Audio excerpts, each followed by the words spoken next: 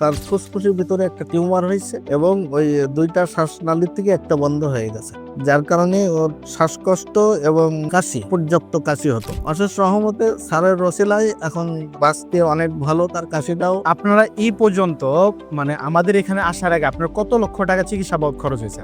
এখন ইন্ডিয়াতে যেহেতু এটা চিকিৎসা করিনি, তারপরেও 5 থেকে 6 লক্ষ টাকা চলে গেছে। 5 থেকে 6 লক্ষ টাকা। জি জি। আসসালামু আলাইকুম, আমি doctor ATM Rezaul Karim, cancer চিকিৎসক অধ্যক্ষ ডাক্তার এস এম সরোয়ার স্যারের সহযোদ্ধা হিসাবে কাজ করতেছি গণস্বাস্থ্য হোমিওতে। তো এখানে আমরা দেখে আসতেছি আল্লাহর মধ্যে বহুত পেশেন্ট সুস্থ হয়, যাদেরকে দেখতেছি অ্যাম্বুলেন্সে করে নিয়ে আসতেছে বা হসপিটালে আইসিইউতে আছে, ওখান থেকে ব্যাক করে। সেই ধারাবাহিকতায় আজকে আপনাদের সামনে আমাদের ছোট্ট একজন বাবুর পরিচয় করে দিব, যে আমাদের এখান থেকে চিকিৎসা করে আল্লাহর মধ্যে সম্পূর্ণভাবে সুস্থ আছে।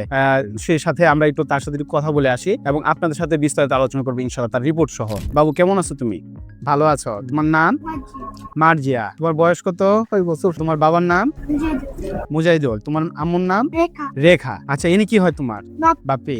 আচ্ছা জি, আপনার নাম? মোহাম্মদ নফিজুল ইসলাম। মফিদুল ইসলাম। জি। পেশেন্ট আপনি কি হয় বাবুটা?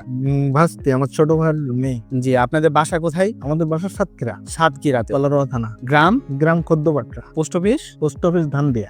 উপজেলা? উপজেলা কলারোয়া। কলারোয়া। আপনাদের বাবুটা কি হয়েছিল, কিভাবে আসলেন আর কোথায় কোথায় চিকিৎসা করছেন, যদি একটু বিস্তারিত বলতেন। সমস্যা মূলত ধরা পড়ছে 3 বছর 3.5 বছর পরে। প্রথমে এলাকায় কররাতে এবং সাতক্ষীরাতে আমরা ওখানে মেডিকেলে তাকে ট্রিটমেন্ট নেওয়ার পরে যখন ওখানে তার উন্নতি না হয়, তখন আমরা ঢাকাতে আসি। প্রথমে এখানে ইসলামী হাসপাতাল, পপুলার, লাস্টে শিশু হাসপাতাল, লাস্টে যাই হলো স্কয়ার হাসপাতাল।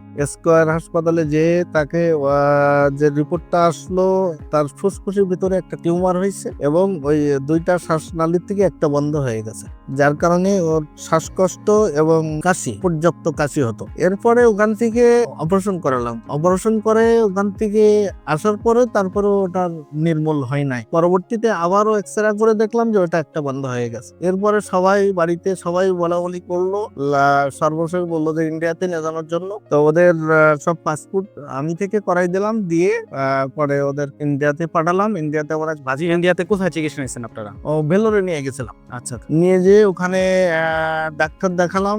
দেখানোর পরে ওখান থেকে ওনারাও অপারেশনের কথা বলার পরে তো ওখানে 6-7 মাস দেখানোর পরে অপারেশনের কথা বলে যখন আমাদের কথা বললো, তো এরপরে বললাম ঠিক আছে, আমরা তাহলে দেশে যাই, দেশের থেকে এসে আমরা অপারেশন করবো। পরে দেশে আসলাম, এসে ওনাদের কাছ থেকে ওটা শুনে আসছিলাম আমাদের কথা। ওখানে 5 লাখ টাকার মতো তারা চাইছিল। আসলাম, এসে আমাদের নিজেদের প্রিপারেশন নিয়ে আমরা আবার ভেলোরে চলে গেলাম। যে অপারেশন করব, ডাক্তারের সঙ্গে যখন বিস্তারিত কথা হয় ওকে নিয়ে, যে আসলে অপারেশন তো করব, ছোট বাচ্চা মানুষ, অবস্থাটা কি, যে আসলে অপারেশন করলে কি আমি ক্লিয়ার পাবো? হ্যাঁ, কিওর হবে। হ্যাঁ। তো তখন ডাক্তার বলল যে এটা সিউরিটি দিতে পারবো না আমি। এরপরে জিজ্ঞাসা করলাম যে তার রিস্কের বিষয়, তো বললো যে 5% রিস্ক, 95% ধরে নিতে হবে যে নাই। তো এসবগুলো শোনার পরে বাড়িতে কথা বলে সবার সঙ্গে আলোচনা করলাম। করার পরে সবাই দেখা গেল বললো যে ছোট বাচ্চা, এখন যেহেতু 5% মানে নাই, হ্যাঁ, মানে রিস্ক নাই। হ্যাঁ, তো এই জন্য ওখান থেকে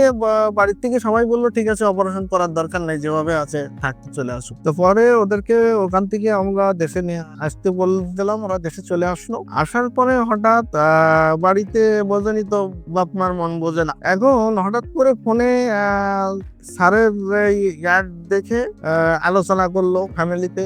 করার পরে তো বললো সবই তো দেখে আসলাম। ইন্ডিয়াতে আমাদের মানে সর্বশেষ ভরসা হলো আমাদের কোনো কিছু হলে ইন্ডিয়া। এর চাইতে বাইরে সিঙ্গাপুর, থাইল্যান্ডে যাওয়ার মতো আমাদের অ্যাবিলিটি নেই, যার সুযোগ নেই, যাইতে পারেনি। ঠিক আছে, তো তাহলে স্যারকে দেখাই।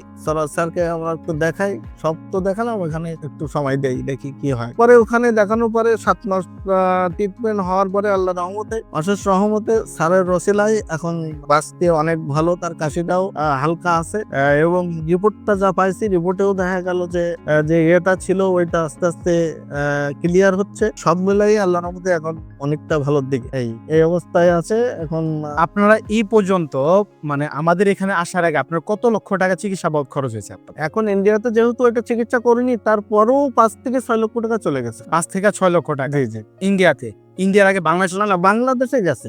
বাংলাদেশে। আর ইন্ডিয়াতে দেখা গেল যে ওইরকম 2 লাখ টাকা মতো খরচা হয়েছে। আচ্ছা আর অপারেশনটা করলে আরো এক্সট্রা 5 লাখ টাকা দিতে হতো, যেহেতু ওরা অপারেশন করেনি, আমরা ওখান থেকে চলে আসি। আচ্ছা, টোটাল মানে আপনার আগে 7 লক্ষ টাকা আগে খরচ হয়ে গেছে, খরচ হওয়ার পর কোনো রেজাল্ট পান নাই, সবশেষে আমাদের ডাক্তার এস এম সরোয়ার স্যারের নিকট দিয়ে চিকিৎসা শুরু করেন। এই বাচ্চাটা 7 মাস ট্রিটমেন্ট চালানোর পরে আমরা ওনাকে গত মাসে বলছিলাম যে আপনারা এবার পরীক্ষাটা করেন। ওনারা যে পরীক্ষাটা নিয়ে আসবে, এই পরীক্ষাটার রিপোর্টটা আপনারা এখানে দেখুন। এই পরীক্ষার রিপোর্টটার মধ্যে বলা হচ্ছে যে সম্পূর্ণরূপে আল্লাহর রহমতে বাচ্চাটা এখন ওই টিউমারটা আর নাই। যে টিউমারটা নিয়ে আমাদের টেনশন ছিল, টিউমারটা নিয়ে এত কিছু, সেই টিউমারটা এখন আলহামদুলিল্লাহ এই রোগীটার আর নাই। এখন আল্লাহর রহমতে 7 মাসের চিকিৎসায় এই বাচ্চাটা যেমন সুস্থ হয়েছে, আমরা জানি যে এই সমস্ত ট্রিটমেন্টগুলো আপনি ইন্ডিয়া বলেন, সিঙ্গাপুর বলেন, থাইল্যান্ড বলেন, যেখানেই যান, এই সমস্ত বাচ্চাদের বা এই সমস্ত রোগের ট্রিটমেন্ট অপারেশন করলেই যে চলে যাবে বিষয়টা তা না। এটা পুনরায় আবার ফিরে আসে এবং খুব অল্প সময়ের মধ্যে। বড় জোর আপনি 6 মাস থেকে 1 বছর সময় পাবেন, এর মাঝখানে আবার ফিরে আসে। কিন্তু আল্লাহর রহমতে এই রোগীটাকে আমরা এখন ট্রিটমেন্ট করতে পারছি। আল্লাহর রহমতে রোগীটা সম্পূর্ণরূপে সুস্থ আছে এবং রিপোর্ট অনুযায়ী সুস্থ আছে। আপনার বাচ্চাটা তো এখন রিপোর্ট অনুযায়ী আমরা সুস্থ পাইলাম। আপনি কি মনে হয় শারীরিক ভাবেও শারীরিক ভাবে আগে ছাড়া এখন আল্লাহর রহমতে অশেষ রহমতে সুস্থ আছে। সম্পূর্ণরূপে সুস্থ আছে? জি জি।